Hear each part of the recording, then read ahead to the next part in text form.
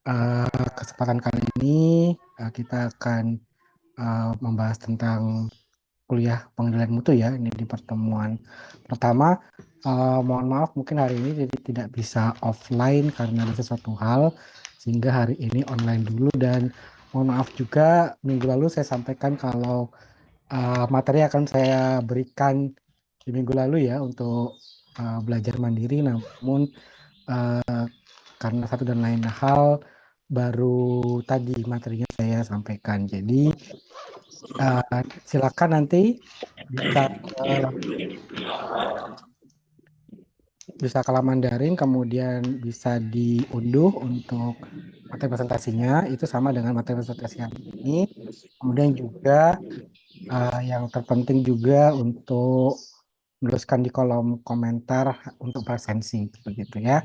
Jadi nanti di pertemuan minggu depan, itu minggu ketiga, nanti untuk presensinya itu gabungan minggu lalu dan juga minggu ini secara daring atau online, begitu ya. Baik, baik, mungkin untuk pertemuan pertama kita pendahuluan terlebih dahulu terkait dengan mata kuliah pengendalian mutu ya. Jadi ini di semester 6, mata kuliah pengendalian mutu bagian dari ini ya, em, ilmu dan knowledge terkait dengan pangan. Jadi sebelumnya juga kalian dapatkan basic terkait dengan kimia bahan pangan, kemudian juga keamanan pangan.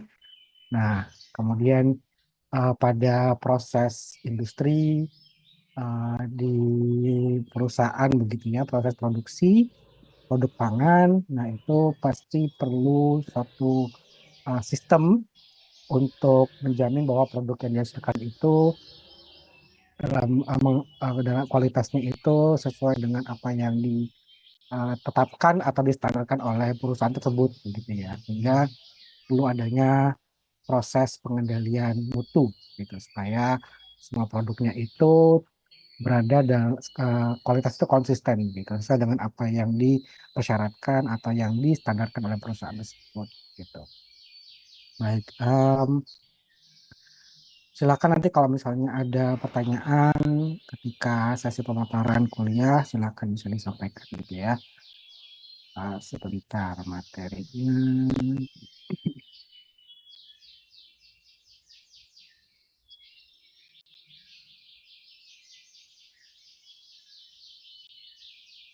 Ya.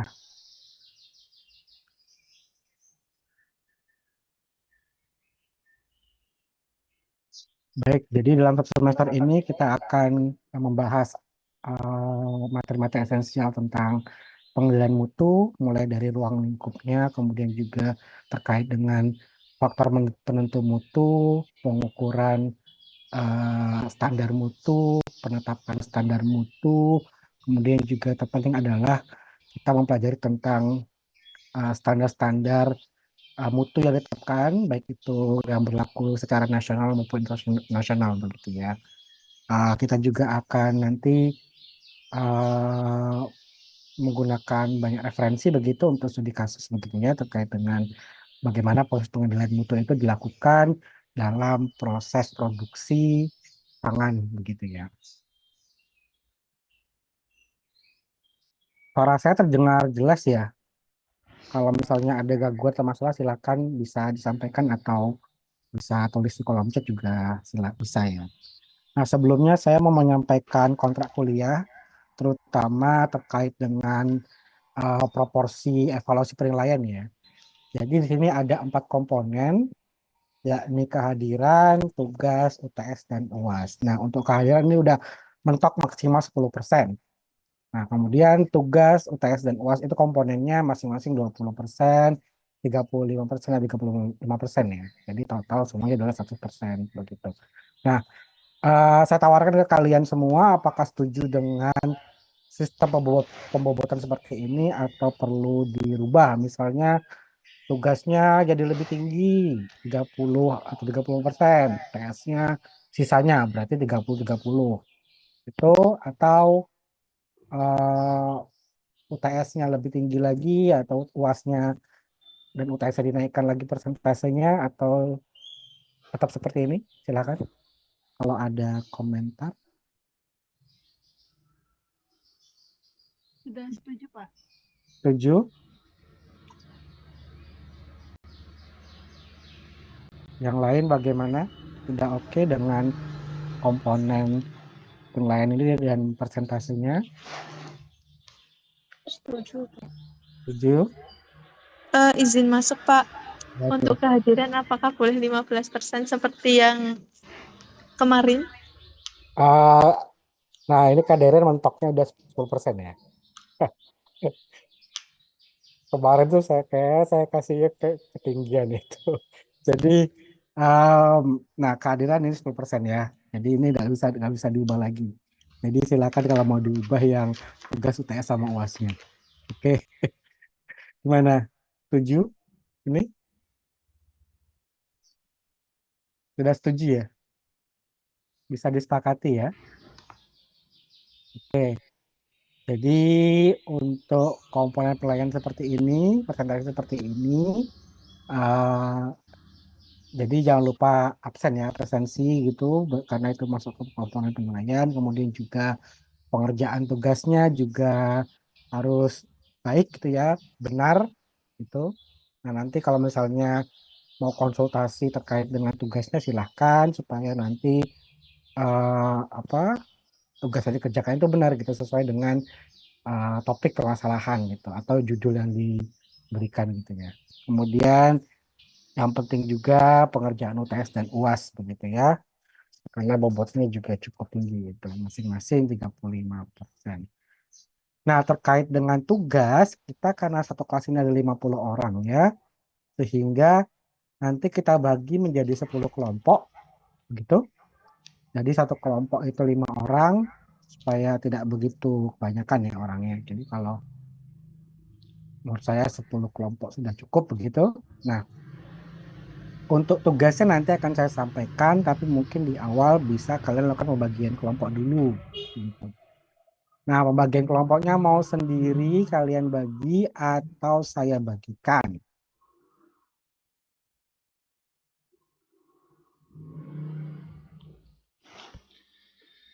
Gimana? Sendiri, Pak. Sendiri? Bapak Bapak Gimana? bagikan aja, Pak. Oh, ini ada yang sendiri, ada yang minta dibagikan. Mungkin nanti bisa ambil voting dulu, Pak, di grup.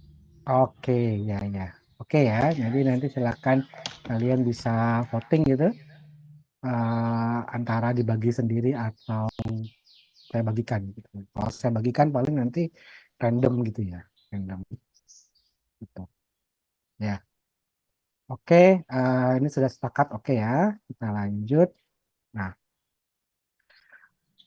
kita mulai pendahuluan dulu ya terkait dengan pengendalian mutu. Jadi sebenarnya pengendalian mutu itu kalau pada konteksnya industri pangan, dalam proses pengolahan pangan, itu adalah proses yang bertujuan untuk memastikan bahwa produk pangan memenuhi standar keamanan dan juga kualitas. Sebenarnya pengendalian mutu itu tidak hanya di industri pangan, tapi di semua aspek aktivitas begitu, pekerjaan. Nah, itu ada pengendalian mutunya juga supaya apa? Supaya outputnya atau hasilnya itu dari satu pekerjaan itu sesuai dengan apa yang diharapkan atau sesuai dengan apa yang dipersyaratkan atau distandarkan begitu. Jadi kalau dalam proses belajar mengajar pun juga ada proses pengendalian mutunya atau quality controlnya, pengecekan atau inspeksinya, misalnya apa dengan proses evaluasi gitu ya. Pemberian tugas, pemberian tes formatif atau kuis, kemudian juga ujian, baik itu ujian UTS atau UAS begitu ya. Nah, pada intinya adalah untuk memastikan bahwa output itu atau hasil dari suatu proses itu dia memenuhi standar atau memenuhi kualitas atau dia sesuai dengan apa yang dipersyaratkan begitu atau ketetapan yang sudah dirumuskan sebelumnya begitu ya. Nah, kemudian pengendalian mutu ini penting sekali dalam industri pangan untuk menjamin kepuasan konsumen dan kepatuhan terhadap regulasi. Jadi karena memang pada akhirnya suatu produk itu kan dihasilkan untuk dipasarkan, tujuan komersialisasi. End usernya, pengguna terakhirnya adalah konsumen begitu. Sehingga konsumen itu menginginkan atau mengharapkan produk itu sesuai dengan apa yang mereka kehendaki gitu. Nah, mereka akan merasa puas jika suatu produk itu bisa memenuhi permintaan atau keinginannya mereka begitu. Nah, sehingga pengenalan mutu ini sebagai suatu cara yang sangat penting begitu untuk menjamin kepuasan konsumen. Kalau produknya itu kualitasnya bagus, gitu ya, dan konsisten, jadi nggak cuma bagus saja, tapi konsisten, maka konsumen itu akan tetap membeli atau menggunakan produk yang diproduksi atau dihasilkan begitu ya. Karena memang kepuasan konsumen itu sebagai apa ujung tombak ya kalau dalam industri, eh, baik itu industri nggak cuma pangan, manufaktur lainnya, tekstil gitu ya. Ketika end usernya adalah manusia, konsumen, itu maka kepuasan konsumen itu sebagai suatu tujuan atau suatu goal. Dan itu mengarah kepada nilai ekonomi gitu ya. Kemudian juga kepatuhan terhadap regulasi karena eh, kita berada di suatu wilayah yang memang punya regulasi gitu ya, peraturan, hukum gitu sehingga semua aktivitas atau proses yang dilakukan itu harus inline atau harus patuh terhadap regulasi atau peraturan. Kalau di Indonesia, mungkin sebelumnya kalian pernah menggunakan waktu tugas sebelumnya SNI ya, Standar Nasional Indonesia, bahwa produk-produk yang dihasilkan itu harus sesuai dengan spesifikasi atau standar yang ditetapkan oleh Standar Nasional Indonesia, gitu ya. Kemudian juga ada peraturan-peraturan lain gitu terkait dengan misalnya sertifikasi keamanan pangan, HACCP, kemudian juga sertifikasi terkait dengan ISO keamanan pangan 22.000 begitu. Jadi peraturan atau regulasi yang berlaku secara internasional begitu. Nah, itu perlu untuk dipatuhi gitu ya atau di uh, apa oleh perusahaan untuk selalu taat begitu terhadap regulasi yang berlaku begitu ya. Bahkan untuk produk-produk yang istilahnya simple, sederhana gitu ya oleh industri rumah tangga, mereka juga harus patuh terhadap regulasi yaitu mereka mengurus perizinan PIRT gitu. Perizinan industri rumah tangga ya PIRT itu. Dan juga sekarang ini terkait dengan sertifikasi halal itu sangat digalakkan oleh pemerintah begitu ya melalui program-program sertifikasi halal gratis atau sehati, kemudian juga apa memfasilitasi dari CSR CSR perusahaan ataupun BUMN begitu ya yang memberikan bantuan dan insentif untuk melakukan sertifikasi halal gitu. Nah, kemudian pengendalian mutu memastikan konsistensi. Jadi yang penting juga adalah konsistensi. Percuma kalau kualitasnya itu dia fluktuatif gitu ya, kadang bagus, kadang jelek gitu, itu percuma. Karena ketika kualitasnya itu jelek, maka konsumen akan merasa kecewa.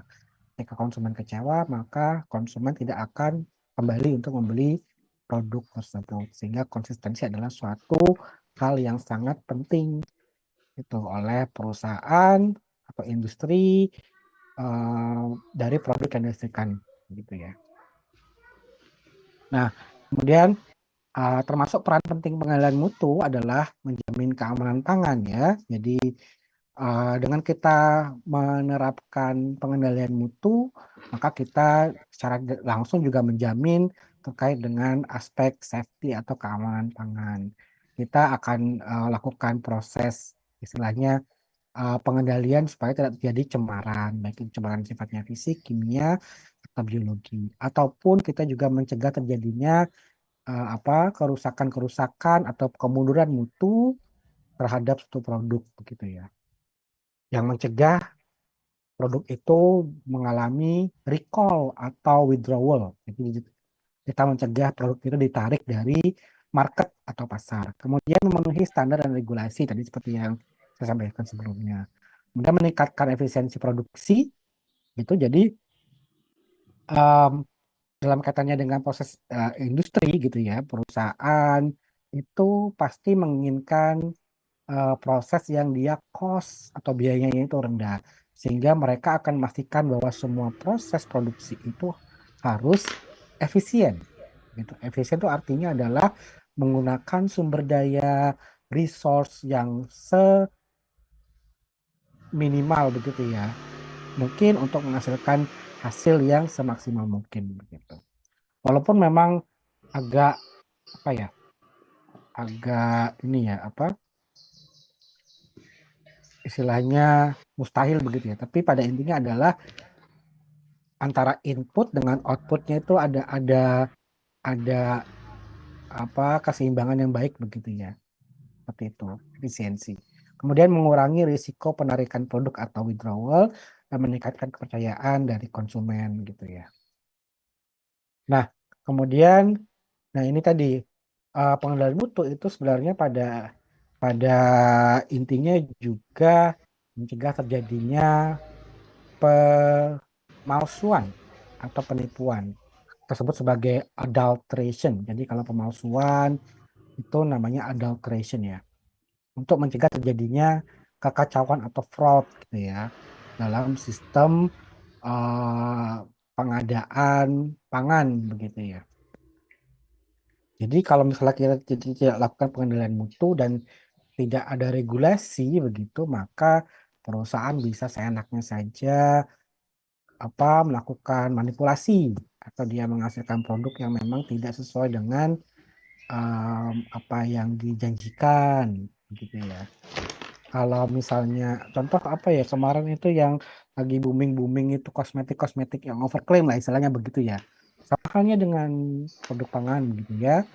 Adulteration atau pemalsuan begitu itu bisa bisa juga dari aspek dia overclaim. Misalnya dia mengandung komponen bioaktif, serat pangan tinggi, kalsium tinggi, tapi ternyata setelah dicek laboratorium ternyata tidak apa kandungannya rendah gitu atau biasa saja begitu ya.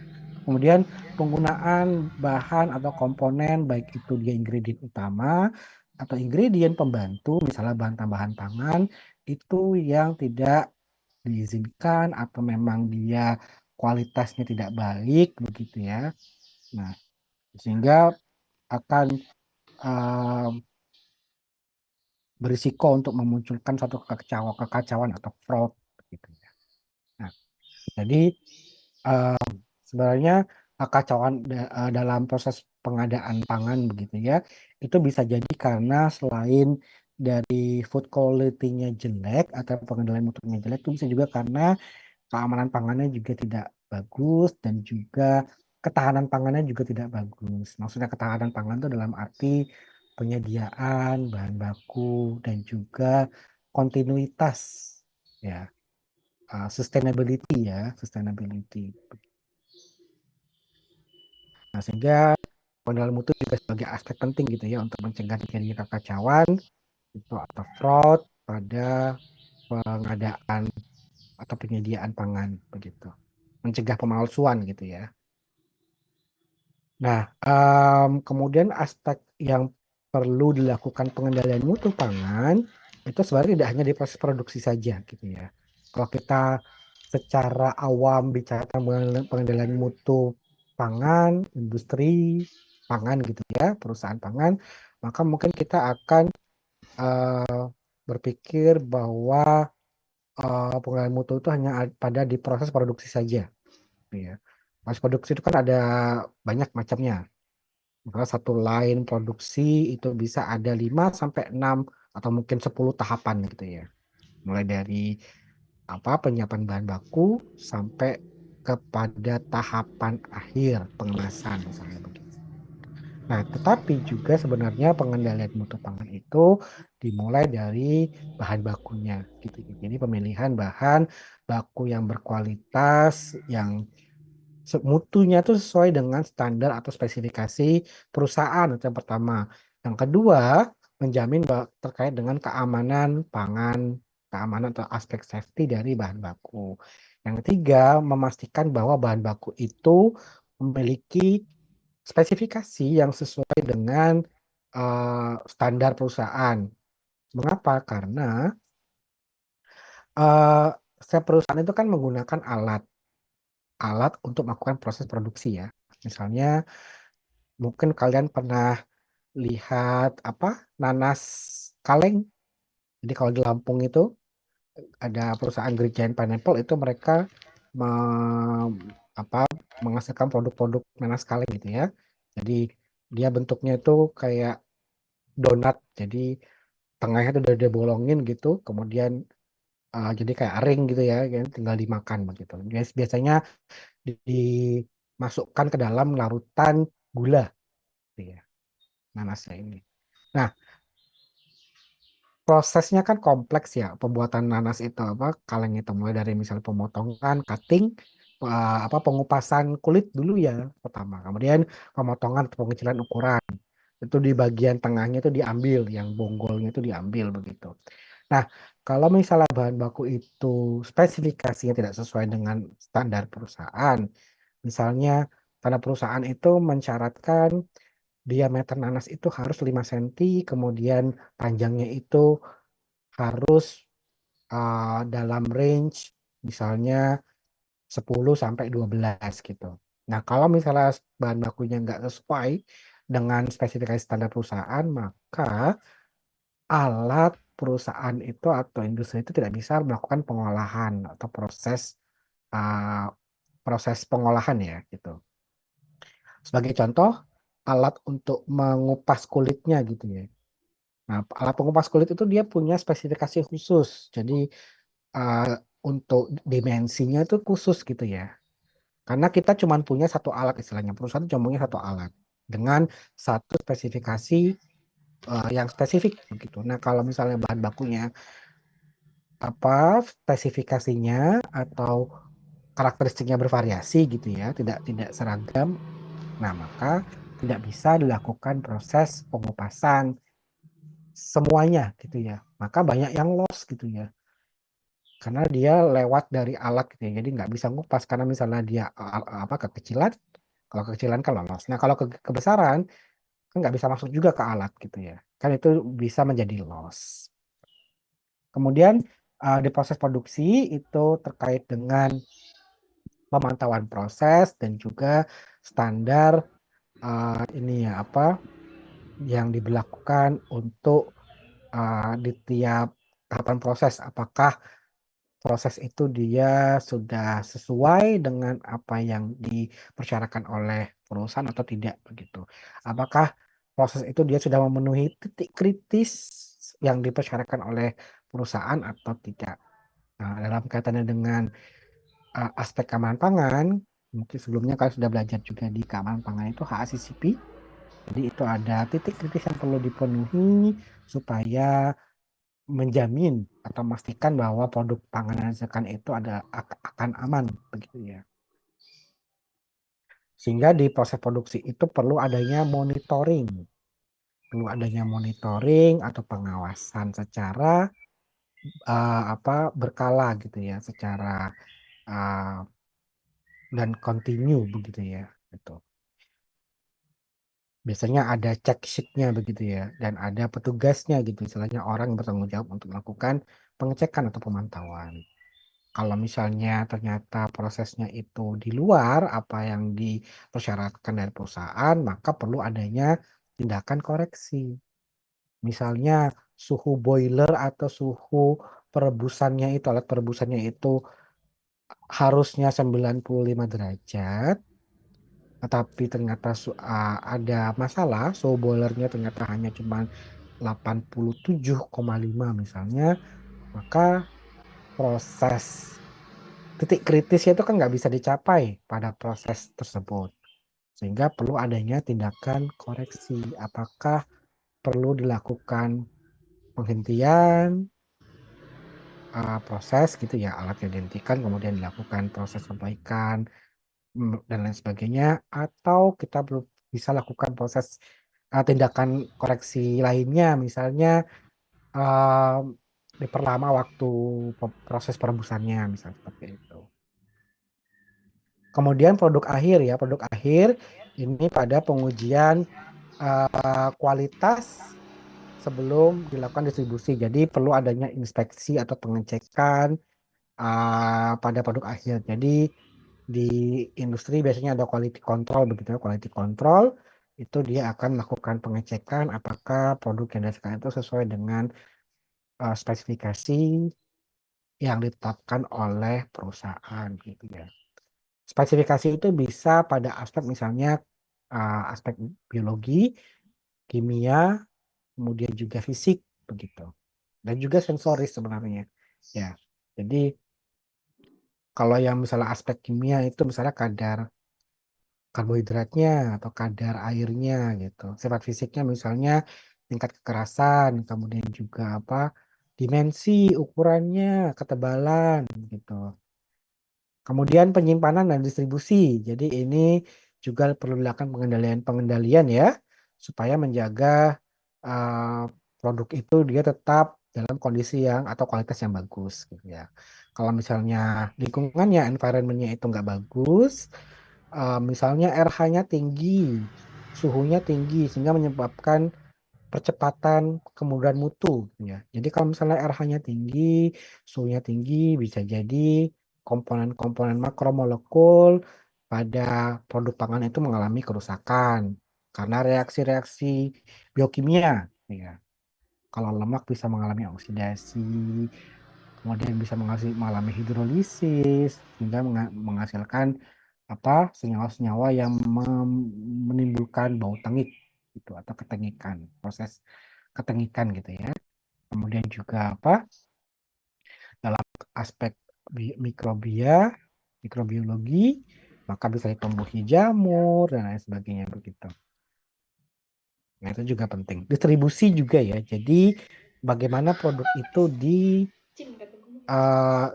diantarkan gitu ya menuju ke retail begitu, ke market, ke pasar untuk nanti akan dibeli oleh konsumen begitu ya. Kalau pas distribusinya nggak bagus, misalnya buah-buahan itu kan dia sifatnya sangat fragile, artinya dia mudah mengalami kerusakan akibat tekanan atau deformasi gitu ya. Kalau dia diberikan tekanan begitu kan bagian badan buahnya atau daging buahnya, kulit buah itu kan dia bisa mengalami kerusakan begitu. Nah, kalau misalnya proses distribusinya nggak bagus, misalnya tumpukan maksimal tuh harusnya 3 box, tapi dia menumpuk sampai 5 atau 6 box, maka bisa terjadi kerusakan pada buah gitu. Sama halnya dengan ketika proses ekspor ya, ekspor buah itu ditargetkan untuk sampai di negara tujuan ekspor itu pada kondisi dia sebelum matang. Sehingga apa? Perlu proses ini apa? em, Penanganan misalnya diberikan bahan atau senyawa yang bisa menghambat proses pemasakan begitu ya. Sehingga nanti ketika sampai tempat tujuan itu dia tidak terlalu matang atau dia nggak busuk. Nah, kemudian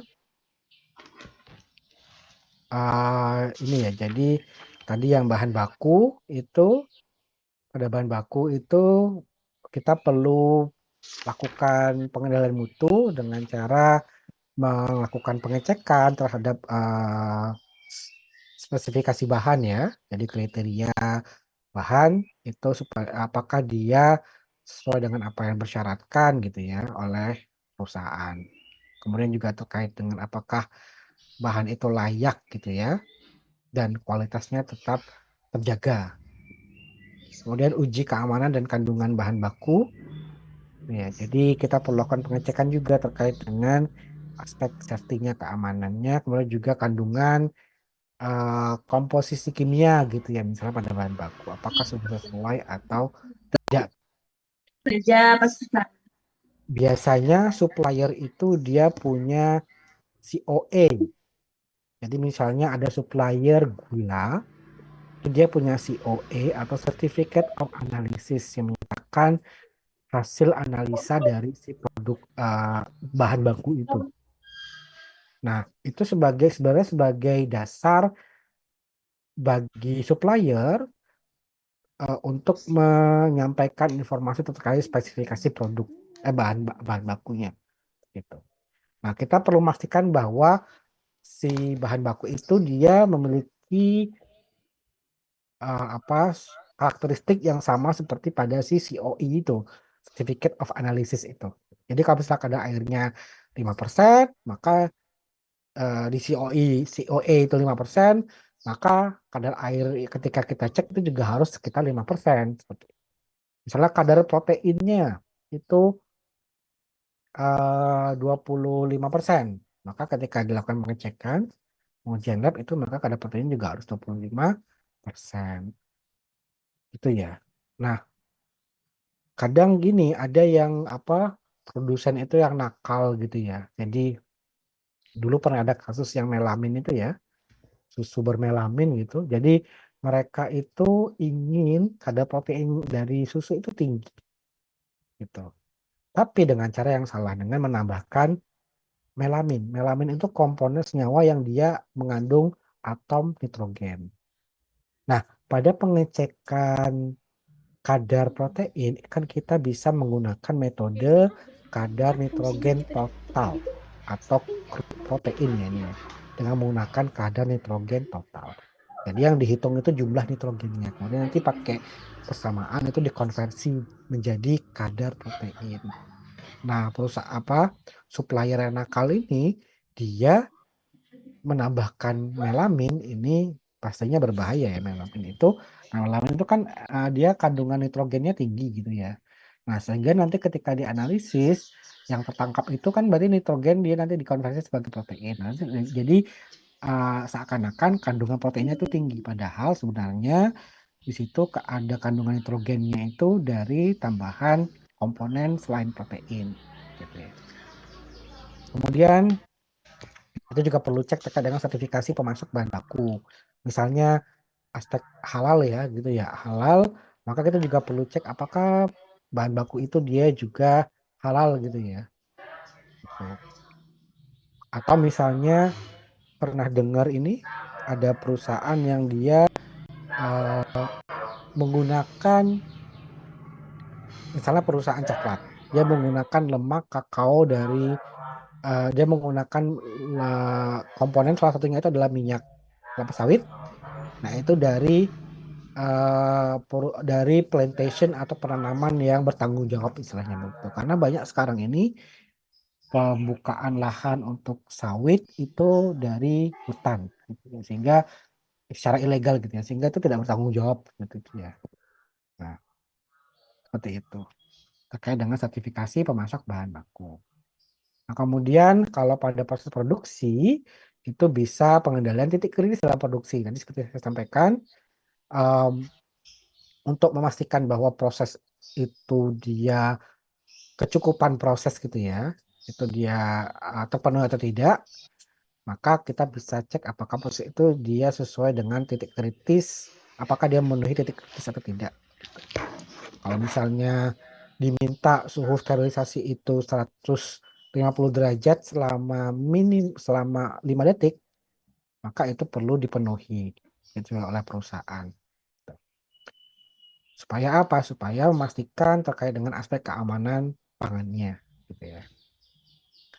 Eh, Selain itu juga misalnya kita juga perlu memastikan apakah suhu internal bahan itu dia sesuai dengan suhu yang distandarkan atau dipersyaratkan oleh perusahaan begitu untuk proses pemasakan gitu ya. Jadi kalau misalnya suhu internalnya harus 89 misalnya, maka itu perlu dilakukan pengecekan juga gitu ya pada bagian tengah produk apakah dia sudah mencapai suhu internal 89 derajat Celcius atau tidak begitu.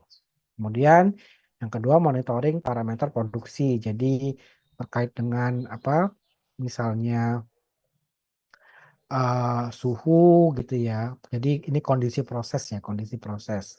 Suhu, tekanan, lama waktu, kemudian juga terkait dengan flow rate atau laju aliran, kemudian juga terkait apa? em,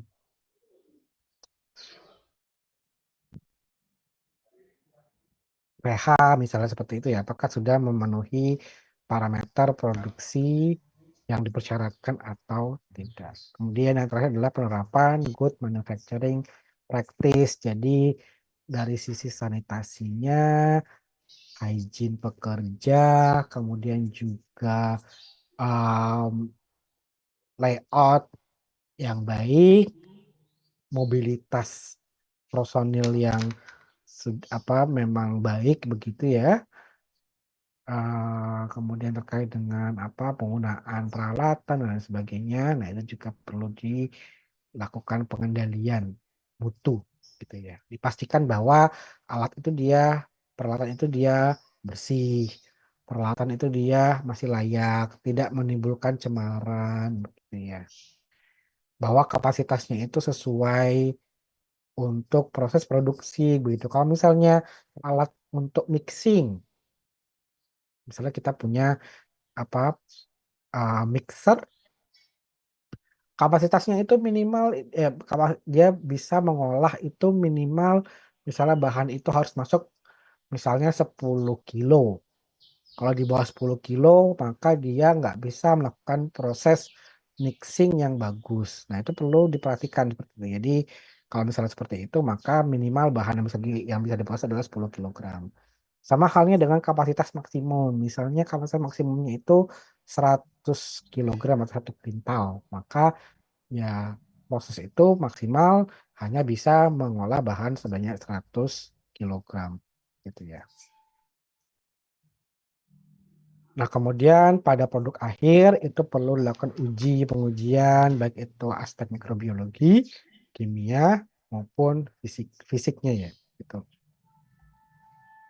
Kemudian juga dilakukan pengecekan pada pengemasan, apakah spesifikasi kemasannya itu sudah sesuai untuk menjaga kualitas dari produk pangan yang dikemas gitu ya. Karena memang pengemasan itu kan apa pada akhirnya uh, ingin ingin memperpanjang umur simpan dari suatu produk gitu ya. Dan karakteristik tiap produk pangan itu berbeda-beda begitu. Ada yang dia sangat sensitif terhadap cahaya. Kemudian dia sangat higroskopis, mudah untuk menyerap uap air dari lingkungan. Sehingga perlu jenis kemasan yang sesuai atau yang cocok dengan karakteristik sifat dari produk pangan yang dihasilkan. Kalau misalnya dia sensitif, kemasannya itu dilaminasi oleh misalnya aluminium foil atau diberikan warna tertentu yang memantulkan sinar matahari seperti itu supaya dia tidak tidak tidak apa diserap gitu ya. Karena kalau misalnya kita menggunakan warna hitam begitu ya, kemudian kita di display pada etalase kaca di luar karena cahaya matahari, maka kan bisa diserap gitu ya panas. Kemudian penggunaan plastik yang misalnya tipis atau tebal itu ya. Nah, kalau tipis itu bisa jadi dia masih permeabel terhadap uap air sehingga apa kalau bahannya itu powder bubuk ada kemungkinan powdernya itu bubuknya itu dia menyerap uap air gitu ya. Kemudian pelabelan dan informasi penggunaan produk. Jadi pelabelan pun juga perlu dilakukan pengendalian ya. Memastikan bahwa semua informasi yang tercantum pada kemasan produk itu benar atau tepat, tidak berlebihan gitu ya. Jadi kalau misalnya kadar kadar proteinnya adalah hanya 10%, ya hanya 10% itu yang dicantumkan. Kalau dia misalnya tinggi serat, maka boleh diberikan informasi pada apa kemasan itu dia tinggi serat gitu. Misalnya dia apa rendah kolesterol gitu, maka jika memang udah demikian itu bisa ditambahkan informasi tersebut. Ada yang menyesatkan itu gini apa di kemasan itu dituliskan dia zero 0% kolesterol tanpa mengandung kolesterol. Itu biasanya kita temuin di ini, minyak nabati, minyak sayur gitu. Nah, padahal namanya minyak atau lemak yang berasal dari nabati itu dia pasti tidak mengandung kolesterol. Kolesterol itu pasti dari sumber hewani. Kadang misinformation gitu ya. Sebenarnya pada intinya sih mereka untuk tujuannya marketing gitu ya. Tujuannya untuk supaya masyarakat itu tertarik begitu ya. Karena oh ini dia nggak ada kolesterolnya gitu. Padahal kalau secara kimiawi gitu ya, ya memang tidak ada kolesterolnya pada minyak nabati gitu. Mau mereknya apapun gitu ya, A sampai Z itu pasti nggak akan ditemukan kolesterol. Kecuali kalau itu dicampur sama lemak hewani. Nah, terkait dengan aspek kimia itu bisa kita lakukan pengecekan komposisi gizi, kemudian juga kadar air, sifat fungsional misalnya apakah dia mengandung senyawa bioaktif, misalnya polifenol, flavonoid untuk yang bisa memberikan sifat antioksidan begitu ya. Kemudian terkait dengan pH, produk-produk fermentasi ini pada umumnya ya. Yogurt, kemudian juga mungkin kimchi, sauerkraut begitu. Kemudian juga food aditif ya, food aditif itu, nah itu bisa kita lakukan pengecekan kadarnya begitu ya. Dan apakah dia mengandung food aditif itu yang dilarang gitu, misalnya pewarna apa turunan logam berat begitu, pewarna tekstil ya. Nah itu kan dilarang begitu. Kemudian juga pewarna-pewarna sintetik lainnya yang memang dilarang itu juga tidak boleh. Atau mungkin ada komponen-komponen lain kontaminasi kimia, misalnya logam berat, atau misalnya residu pestisida, atau residu bahan pembersih, begitu. Nah, itu juga, atau residu-residu bahan kimia yang digunakan untuk proses produksi, misalnya asam HCl, atau basa NaOH, begitu ya, sodium hidroksida, begitu, atom hidroksida. Nah, itu juga bisa kita lakukan pengecekan. Nah, ini tadi seperti yang saya sampaikan ya.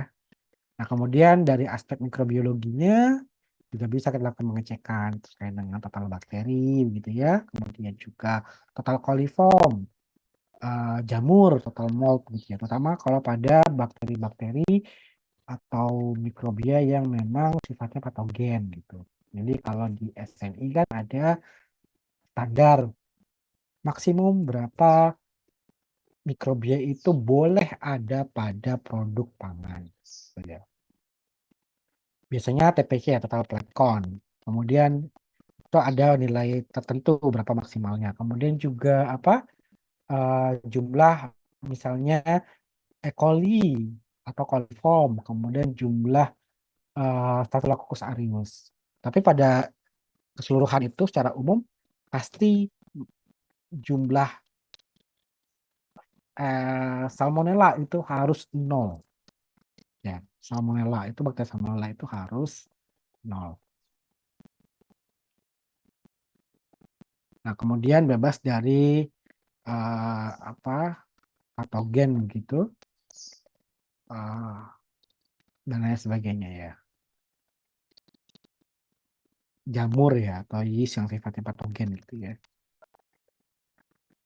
Nah, ini karena memang kalau misalnya kualitas mikrobiologinya itu jelek, menunjukkan penurunan mutu dari produk itu gitu ya. Dan juga dari aspek kesehatan pasti bisa membahayakan konsumen. Dari aspek umur simpan itu juga pasti dia akan lebih pendek gitu ya. Terutama ini ya kalau aspek kesehatan bisa mengalami infeksi akibat dari bakterinya itu atau intoksikasi toksin. Misalnya apa toksin dari Clostridium botulinum, ini toksinnya pada produk-produk makanan kaleng, ya botulinum toksin ya botox itu. Kemudian enterotoksin dari S. aureus, bisa juga dari ini asam bongkrek ya, pada tempe bongkrek itu ya. Nah, kemudian dari aspek sensoris itu juga bisa kita lakukan pengecekan begitu ya, pengendalian terkait dengan aspek flavor. Flavor itu kan aroma dan taste ya. Kemudian tekstural, sifat tekstural ya, dan lain sebagainya. Nah, kemudian itu tadi pengendalian mutu pada produk produk akhir. Nah, kemudian pengendalian mutu pada penyimpanan dan distribusi itu kita lakukan pengendalian juga kondisi penyimpanannya optimal. Tadi terkait dengan misalnya RH, suhu, bahkan layout tatanan dari produk itu juga itu perlu kita perhatikan gitu ya. Jangan sampai dia menyebabkan kerusakan atau deformasi gitu. Jumlah tumpukan itu juga perlu diperhatikan gitu. Kemudian pengawasan rantai distribusi, kita memastikan bahwa proses distribusinya itu berjalan dengan baik, tidak menyebabkan kerusakan pada produk begitu ya.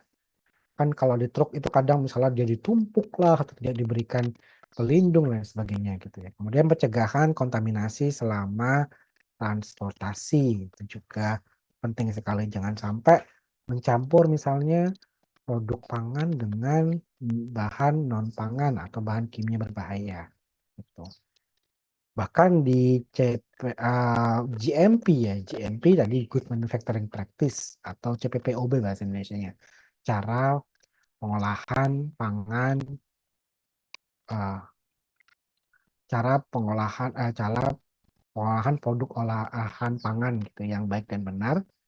Nah, itu tidak boleh mencampurkan atau menempatkan bahan baku pangan atau produk pangan itu dengan bahan non pangan yang sifatnya toksik atau berbahaya. Nah, kemudian kalau kita berbicara tentang mutu, maka eh, kita bicara tentang sifat khas yang ada pada produk kita atau yang melekat pada produk. Nah, itu kita bisa lakukan pengukuran sebenarnya gitu. Jadi mutu itu kan bisa kita terjemahkan terhadap aspek misalnya kimia, fisik, mikrobiologi, kemudian sensoris gitu. Nah, semuanya ini kan bisa kita lakukan pengukuran sebenarnya pengukuran.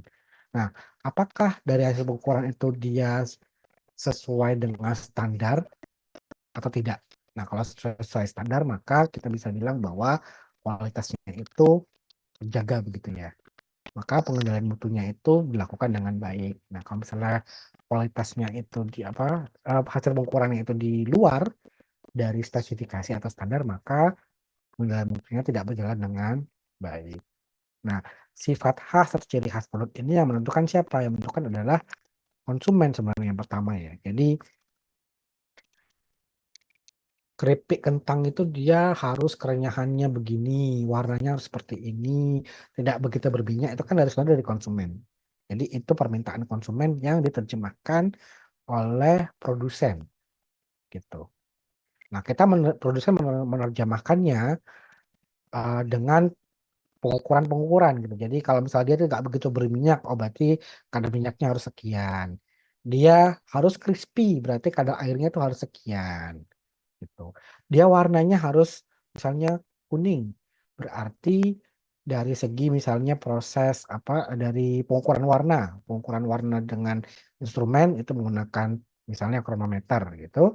Nah, itu juga harus dia mengacu pada warna yang diinginkan oleh konsumen. Nah, jadi seperti itu. Uh, jadi kita menerjemahkan apa yang diinginkan oleh konsumen, apa yang diharapkan oleh konsumen gitu ya, melalui proses produksi atau pengolahan gitu, untuk menghasilkan produk yang sesuai dengan keinginan konsumen. Kemudian batas-batasan mana yang dapat diterima gitu ya. Jadi produk itu memang akan ada variasi, tapi variasinya itu harus dalam batasan range yang diterima oleh si konsumen gitu. Jadi mungkin contoh simpelnya produk mie instan itu dia ada banyak jenisnya ya. Mereknya banyak dan karakteristik dari tiap produk itu juga beda-beda. Ada yang dia minyak tebal. Ada yang dia minyak mudah yang tipis. Ada yang ketika dimasak itu dia mudah untuk apa? Mudah untuk lunak atau lembek gitu. Ada yang dia butuh waktu yang cukup lama untuk melunakkan begitu ya. Nah, itu kan karena apa? Sebenarnya dia punya target konsumennya masing-masing begitu ya. Sepanjang dia bisa memenuhi keinginan konsumen pada range target batasan konsumen gitu ya, keinginan konsumen, maka produk itu pasti akan diterima baik. Nah, tadi sudah saya sampaikan juga ya di mana taman pengendalian mutu gitu. Kemudian, nah peran quality control begitu. Jadi orang yang melakukan pengendalian mutu gitu ya, pengecekan mutu itu adalah quality control begitu. Nah, itu dia akan melakukan pengukuran untuk memastikan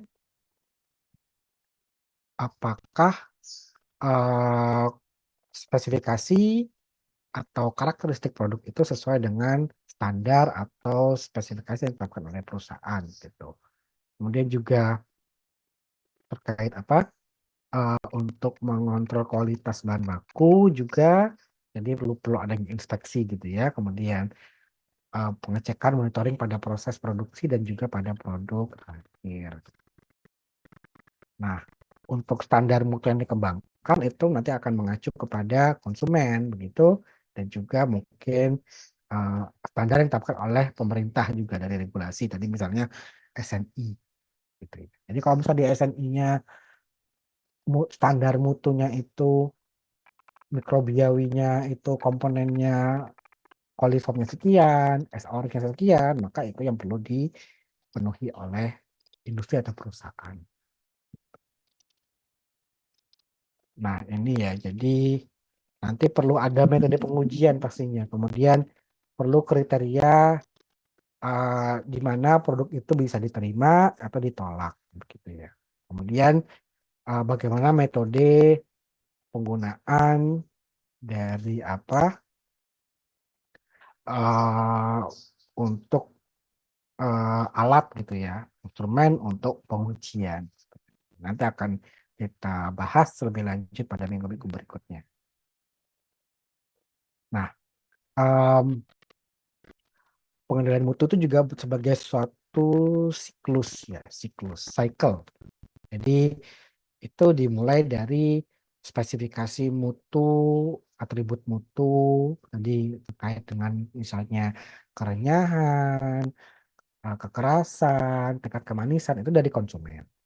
Nah, kemudian itu akan uh, kita melakukan pengecekan gitu ya, pengukuran apakah produk itu dia sesuai dengan apa spesifikasi yang diinginkan oleh konsumen dengan melalui tata cara atau prosedur pengujian. Nah, kemudian akan dihasilkan data begitu ya, dihasilkan data, kemudian bisa kita lakukan pengolahan data. Nah, kemudian apakah di sini dia produknya itu sesuai dengan spesifikasi konsumen atau tidak. Kemudian akan dilakukan proses pencatatan dan juga reporting atau pelaporan. Kalau misalnya uh, diperlukan pengujian kembali atau verifikasi atau konfirmasi, jika diperlukan maka bisa dilakukan. Gitu. Nah, nanti kembali lagi um, dimulai lagi dengan spesifikasi atau atribut mutu oleh konsumen. Jadi pernah dengar ini ya improve formula, perbaikan formula itu karena memang dari konsumen itu dia menetapkan standar atau atribut mutu yang tinggi sehingga perusahaan juga harus bisa memenuhi ekspektasi gitu ya atau kehendak dari konsumen. Baik, mungkin cukup sekian untuk kuliah kita hari ini. Sebelum saya akhiri, ada pertanyaan kira-kira? Sebelum saya akhiri.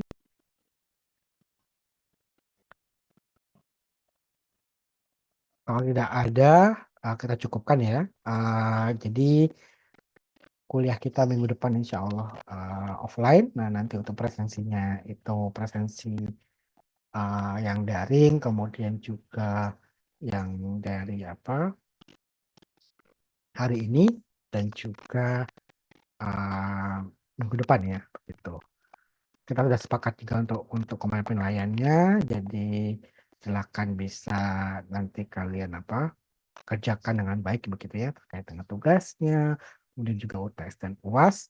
Dan terkait dengan penugasan itu tadi silakan kalian bisa tentukan apakah pembagiannya sendiri atau saya bagikan secara random atau acak. Oke. Sebelum saya akhiri kira-kira ada pertanyaan? Kalau sudah tidak ada, kalau tenang, anteng berarti sudah selesai ya, sudah cukup berarti tidak ada pertanyaan, kita cukupkan. Akhiri, wassalamualaikum warahmatullahi wabarakatuh. Waalaikumsalam warahmatullahi wabarakatuh. Terima kasih. Ya, sama-sama.